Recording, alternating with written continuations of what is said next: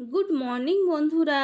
আমি মঞ্জুশ্রী আর তোমরা দেখছো বেঙ্গলি ব্লগ উইথ মঞ্জুশ্রী চ্যানেলের আরও একটা নতুন ব্লগ। তো বন্ধুরা, তোমরা সবাই কেমন আছো?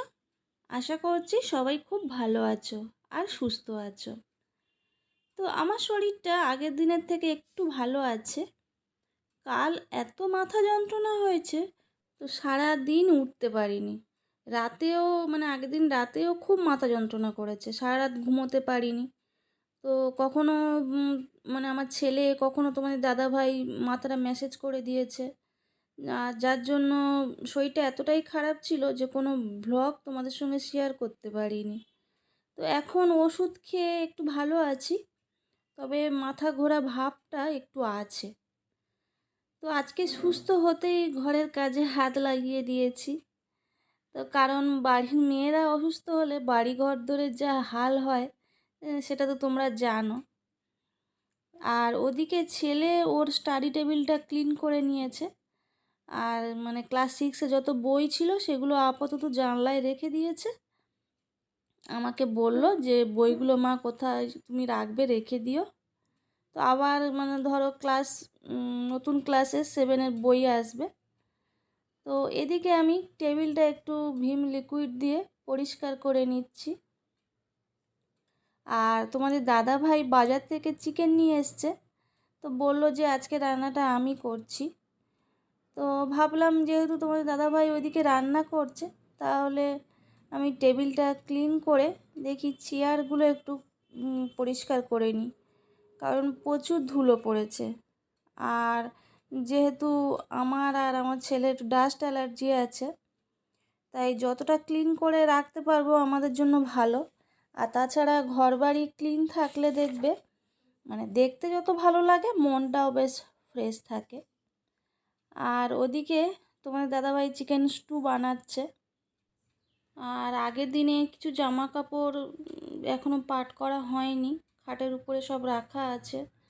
ওটা ভাবছি সন্ধ্যার দিকে পাট করে নেব। এবেলা ঘরের কাজগুলো একটু করে নিই। আর এখন ওয়েদারটা দেখবে, কখনো গরম পড়ছে আবার ঠান্ডা পড়ছে। দিনের বেলাতে গরম, আবার দেখবে সন্ধ্যা হওয়ার পরেই এত ঠান্ডা হয়ে যাচ্ছে চারিদিকটা। আর যার জন্য শরীর খারাপটা হয়ে যাচ্ছে। এই ধরো যখন প্রচুর ঠান্ডা পড়ে যায় বা যখন একদম গরম পড়ে যায়, তখন অতটা শরীর খারাপ হয় না। এই মাঝামাঝি টাইমগুলো, শীত চলে যাওয়ার সময় বা একবার শীত আসার সময় ঠান্ডা গরমে শরীর খারাপটা বেশি হয়। তো আমার চেয়ারগুলো মোটামুটি ক্লিন করা হয়ে গেছে। তো চলো এবারে বেসিনটা ক্লিন করে নিই। আর এই বেসিনটা যদি না একটু নোংরা হয়ে থাকে তো খুব ঘৃণা ঘৃণা লাগে। তো ওই জন্য বেসিনটা সবসময় আমি একটু ক্লিন করে রাখি। আর একদিন ছাড়া একদিন ক্লিন করি, যেহেতু সাদা তো খুব ঘন ঘন নোংরা হয়ে যায়, আর নোংরা দেখতে একদমই বাজে লাগে। আর যেহেতু মাঝে একদিন উঠতে পারিনি, তো প্রায় 2 দিনের মতো ক্লিন করা হয়নি। তো ঝটপট বেসিনটা ক্লিন করে নিই।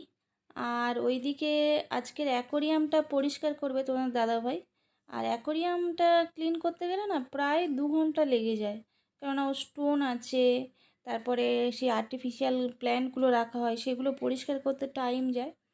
তো আমি তোমার দাদাভাইকে বলছি যে আমি তাহলে ওই আর্টিফিশিয়াল প্ল্যান্ট আর স্টোনগুলো ক্লিন করি, আর তুমি অ্যাকোরিয়ামের ভিতরে পার্টটা ক্লিন করো। তো তোমার দাদাভাই বকছে যে ঠান্ডা লেগেছে, জল ঘাঁটবে শুধু, তোমার কোনো কিছুতে হাত দিতে হবে না। তো দেখো এদিকে আমার বেসিনটা ক্লিন করা হয়ে গেছে। আর চলো তোমার দাদাভাই অ্যাকোরিয়ামটা ক্লিন করছে, দেখাই। তো দেখো ভিম লিকুইড নিয়েছে আর লেবু কেটে নিয়েছে, নিয়ে ওই স্কচ ব্রাইট দিয়ে কাঁচটা ভালো করে একটু ঘষে ঘষে ক্লিন করছে। আর যেহেতু আমাদের জলে আয়রন আছে, এবারে কাঁচগুলোতে একটা দাগ পড়ে যায়। আর এদিকে দেখো মাছগুলো আপাতত একটা গামলির মধ্যে রাখা হয়েছে।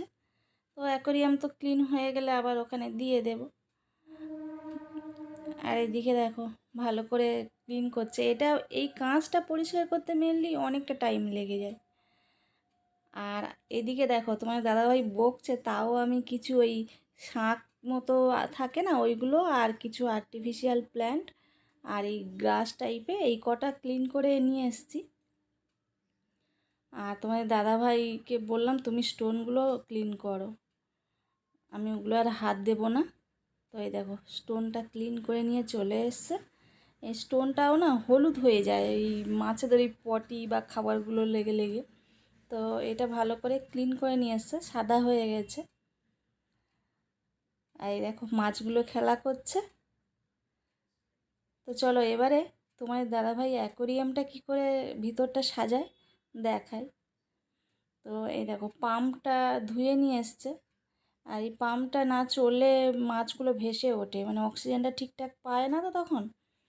আর এই দেখো গ্রাসগুলো এবারে পেতে দিচ্ছে আর্টিফিশিয়াল যেটা আছে, দিয়ে তারপরে এবারে স্টোনগুলো সব দিয়ে দিচ্ছে।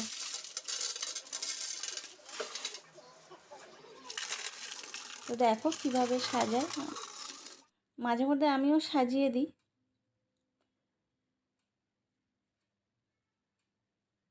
আর এই শাকগুলো ওই সেবারে আমরা দীঘাতে গেছিলাম না, তোমাদের দেখিয়েছিলাম, তো সেখান থেকে এইগুলো নিয়ে এসেছিলাম। স্টোনগুলো এখান থেকে কিনেছি, কিন্তু ওই পরে ওই শাকগুলো নিয়ে এসেছি, ওইগুলো ওইগুলো ওই মানে দীঘা থেকে নিয়ে এসেছি। তো মোটামুটি দেখো সাজানো হয়ে গেছে। এবারে এই পুরো ট্রাঙ্কটা জলে ভর্তি করতে হবে, এটা একটা বড় কাজ। তো ওই তোমাদের দাদাভাই এটা ম্যাক্সিমাম টাইমে ক্লিন করে সব, আমি এত পারি না। আমি মোটামুটি মাঝে মধ্যে স্টোনগুলো ধুয়ে দিই, ওই আর্টিফিশিয়াল প্ল্যান্টগুলো ধুয়ে দিই। আর আমি এদিক থেকে দেখো জল যে একটু খানিকটা দিয়েছে, আমি এদিকে মাছগুলো ওই নেটে করে করে নিয়ে ছেড়ে দিচ্ছি। আর ব্ল্যাক কালারের ফিশটা দেখো একদম মানে কুচকুচে ব্ল্যাক, ওর গায়ে কোনো আর সাদা টাদা কিছু নেই। তো দেখো মোটামুটি আমাদের অ্যাকোরিয়ামটা পুরোপুরি ক্লিন করা হয়ে গেছে। তো তোমাদের মাছগুলোকে একটু দেখিয়ে দিই। আর এরা নতুন জল পেলে প্রচুর আনন্দ পায়, ছুটে বেড়ায়। তো মোটামুটি 1 মাস ছাড়া এটা আমরা ক্লিন করি।